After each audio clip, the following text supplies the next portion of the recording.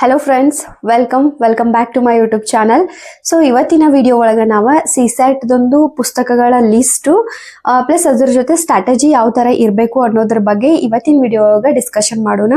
So videos ಇಷ್ಟ ಆಗತ್ತಿದ್ರೆ ದಯವಿಟ್ಟು ಚಾನಲ್ಗೆ ಸಬ್ಸ್ಕ್ರೈಬ್ ಆಗ್ರಿ ಮತ್ತು ಸಪೋರ್ಟ್ ಮಾಡಿರಿ. ನೆಕ್ಸ್ಟ್ ವಿಡಿಯೋ ಒಳಗೆ ನಾನು UPSC ಪ್ರಿಲಿಮಿನರಿ ಪರೀಕ್ಷೆಗೆ ಕನ್ನಡ ಮಾಧ್ಯಮ ಒಂದು ಪುಸ್ತಕಗಳ ಲಿಸ್ಟ್ನ ಶೇರ್ ಮಾಡ್ತೇನೆ. ಸಿಸ್ಯಾಟ್ ಬಗ್ಗೆ ಹೇಳೋದಾದ್ರೆ ಇದು ಕ್ವಾಲಿಫೈಯಿಂಗ್ ನೇಚರ್ ಇರೋದ್ರಿಂದ ಈ ಒಂದು ಪೇಪರ್ನ ಜಸ್ಟ್ ಕ್ವಾಲಿಫೈ ಅಂದ್ರೆ ಪಾಸ್ ಆದ್ರೆ ಸಾಕು. ಸೊ ಅತಿಯಾಗಿ ಇದ್ರ ಮೇಲೆ ಎಫರ್ಟ್ ಹಾಕ್ಬೇಡ್ರಿ, ಅದೇ ತರ ಅತಿಯಾಗಿ ಇಗ್ನೋರ್ ಕೂಡ ಮಾಡಬೇಡ್ರಿ. ಯಾಕಂದ್ರೆ ಸಿಸ್ಯಾಟ್ ಪೇಪರ್ ಏನಾರ ನೀವು ಕ್ಲಿಯರ್ ಮಾಡ್ಲಿಲ್ಲ ಅಂತಂದ್ರ ಇನ್ ಕೇಸ್ ನೀವು GS ಪೇಪರ್ 1ನ 100 ಕ್ವಶನ್ 100 ಕರೆಕ್ಟ್ ಮಾಡಿ 200 ಔಟ್ ಆಫ್ 200 ತಗೊಂಡ್ರು ಕೂಡ ಸಿಸ್ಯಾಟ್ ಒಳಗೆ ಬರೀ ಒಂದೇ ಒಂದು ಅಂಕ ಕಡಿಮೆ ತಗೊಂಡು ಕ್ವಾಲಿಫೈ ಆಗ್ಲಿಲ್ಲ ಅಂದ್ರೂ ನಿಮ್ಮ ಪ್ರಿಲಿಮಿನರಿ ಪರೀಕ್ಷೆ ಏನೈತ್ಲ ಅದು ಫೇಲ್ ಅಂತ ಕನ್ಸಿಡರ್ ಮಾಡ್ತಾರೋ. ಹಿಂಗಾಗಿ CSAT is also equally important like GS paper 1. CSAT ಬಗ್ಗೆ ಅತಿಯಾಗಿ ಪುಸ್ತಕಗಳನ್ನ ಯೂಸ್ ಮಾಡೋ ಅವಶ್ಯಕತೆ ಇಲ್ಲ, ಬಟ್ ಪ್ರಾಕ್ಟೀಸ್ ಮಾಡೋ ಅವಶ್ಯಕತೆ ಜಾಸ್ತಿ ಅದ. ಕ್ವಶನ್ಸ್ ಗಳನ್ನ ಜಾಸ್ತಿ ನೀವು ಪ್ರಾಕ್ಟೀಸ್ ಮಾಡ್ಬೇಕಾಗ್ತದ. ಸೊ ಹಿಂಗಾಗಿ ಆಪ್ಟಿಟ್ಯೂಡ್ ಬಗ್ಗೆ ನೋಡೋದಂದ್ರೆ GS ಅಗರ್ವಾಲ್ ಅಥವಾ ಅರಿಹಂತ್, ರೀಸನಿಂಗ್ ಸಲುವಾಗಿ GS ಅಗರ್ವಾಲ್ ಅಥವಾ ಅರಿಹಂತ್ ಪಬ್ಲಿಕೇಶನ್ ಬುಕ್ಸ್ ಏನ್ ಬರ್ತಾವಲ್ಲ ಆ ಪುಸ್ತಕ. ಇನ್ನು ಇಂಗ್ಲಿಷ್ ಕಾಂಪ್ರಿಹೆನ್ಷನ್ ಸಲುವಾಗಿ ನೀವು ಯಾವುದೇ ಕಾರಣಕ್ಕೂ ಅಕಾರ್ಡಿಂಗ್ ಟು ಮೀ ಪುಸ್ತಕಗಳನ್ನ ಗ್ರಾಮರ್ ಪುಸ್ತಕಗಳನ್ನ ಯೂಸ್ ಮಾಡೋ ಅವಶ್ಯಕತೆನ ಇಲ್ಲ. ನ್ಯೂಸ್ ಪೇಪರ್ನ ನೀವೇನಾರ ಪ್ರಾಪರ್ ಆಗಿ ಇಂಗ್ಲಿಷ್ ನ್ಯೂಸ್ ಪೇಪರ್ನ ಓದ್ಕೊಂತ ಬಂದ್ರಿ ಅಂತಂದ್ರ ಯಾವುದೇ ರೀತಿಯ ಒಂದು ಪುಸ್ತಕಗಳ ಅವಶ್ಯಕತೆ ಇಲ್ಲ.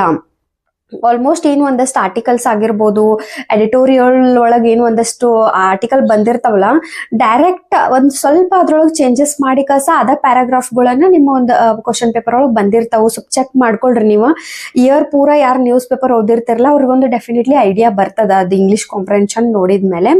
ಇನ್ನು ಕನ್ನಡ ಒಳಗೆ ಪ್ರಿಪೇರ್ ಆಗೋರು ನೀವು GS ಅಗರ್ವಾಲ್ ಆದ್ರೂ ಯೂಸ್ ಮಾಡ್ರಿ, ಇಲ್ಲ ಗುರುರಾಜ್ ಸರ್ ಅವ್ರದ್ದೊಂದು ಪುಸ್ತಕಗಳು ಬರ್ತಾವ, ರೀಸನಿಂಗ್ಗೂ ಆಪ್ಟಿಟ್ಯೂಡ್ಗೂ ಎರಡಕ್ಕೂ ಬರ್ತಾವ. ಅದನ್ನ ನೀವು ಅವ್ರ ಒಂದು ಪುಸ್ತಕನ ರೆಫರ್ ಮಾಡ್ಕೋಬಹುದು.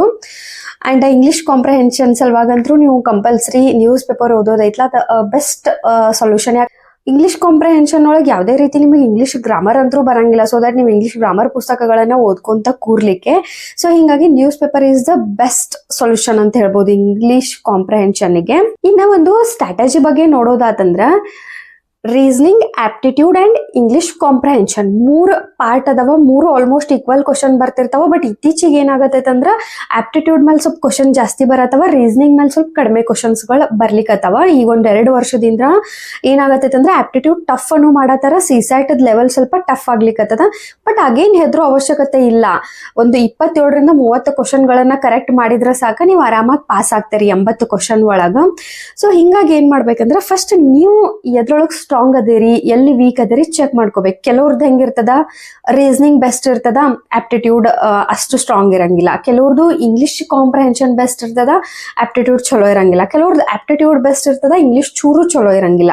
ಸೊ ಅದನ್ನ ನೀವು ಸೆಲೆಕ್ಟ್ ಮಾಡ್ಕೊಡ್ರಿ. ನೀವು ಎದ್ರೊಳಗೆ ಬೆಸ್ಟ್ ಅದೇರಿ ಅದ್ರ ಮೇಲೆ ಸ್ವಲ್ಪ ಜಾಸ್ತಿ ಎಫರ್ಟ್ ಹಾಕ್ರಿ. ಯಾಕಂದ್ರೆ ಅಲ್ಲಿ ಎನಿ ಕಂಡೀಷನ್ ನೀವು ಮಾರ್ಕ್ಸ್ ನ ಕಳ್ಕೊಬಾರ್ದು. ನಿಮ್ದು ಫೇವ್ರೇಟ್ ಯಾವ್ದು ಇರ್ತದ, ನೀವ್ ಎದ್ರೊಳಗೆ ಸ್ಟ್ರಾಂಗ್ ಇದಿರಲ್ಲ, ಅಲ್ಲಿ ಆಲ್ಮೋಸ್ಟ್ ಕ್ವಶನ್ಗಳು ಏನೊಂದು ಈಸಿ ಟು ಮಾಡ್ರೇಟ್ ಒಳಗೆ ಏನೊಂದು ಕ್ವಶನ್ಗಳು ಬರ್ತಾವಲ್ಲ ಅದನ್ನ ನೀವು ಎನಿ ಕಂಡೀಷನ್ ಅದ್ ನಿಮ್ಗೆ ಕರೆಕ್ಟ್ ಆಗ್ಲೇಬೇಕು. ಆ ತರ ಒಂದು ಸ್ಟ್ರಾಟಜಿನ ರೆಡಿ ಮಾಡ್ಕೊಳ್ರಿ.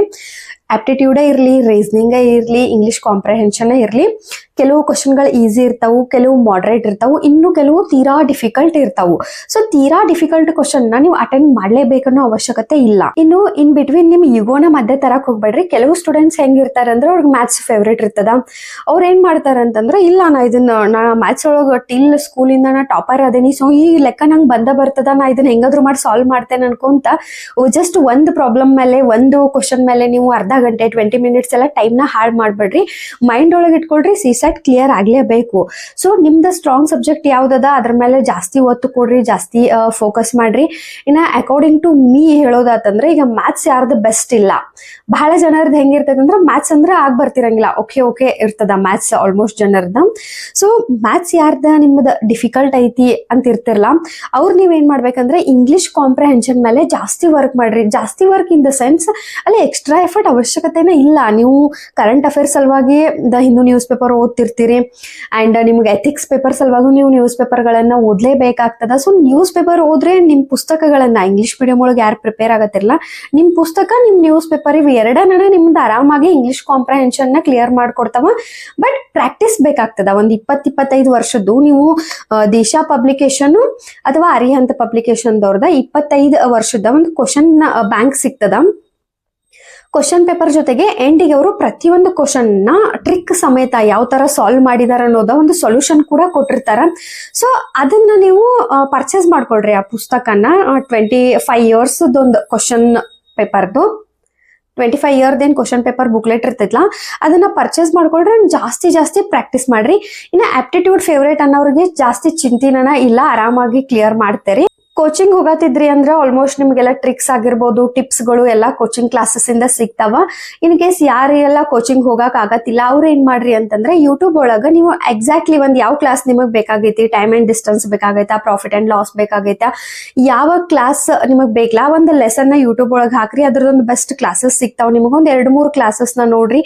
ಒಂದಷ್ಟು ಶಾರ್ಟ್ ಕಟ್ಸ್ ಗಳಾಗಿರ್ಬೋದು, ಒಂದಷ್ಟು ಟ್ರಿಕ್ಸ್ ಎಲ್ಲ ನಿಮಗ್ ಸಿಗ್ತಾವ. ಅದನ್ನೆಲ್ಲ ನಿಮ್ದೊಂದ್ ಏನು ಒಂದ್ ಬುಕ್ಲೆಟ್ ಮಾಡ್ಕೊಂಡಿರ್ತಲ್ಲ, ಒಂದ್ ನೋಟ್ ಬುಕ್, ಅದ್ರೊಳಗ ಟ್ರಿಕ್ಸ್ ನೆಲ್ಲ ಬರ್ಕೊಡ್ರಿ.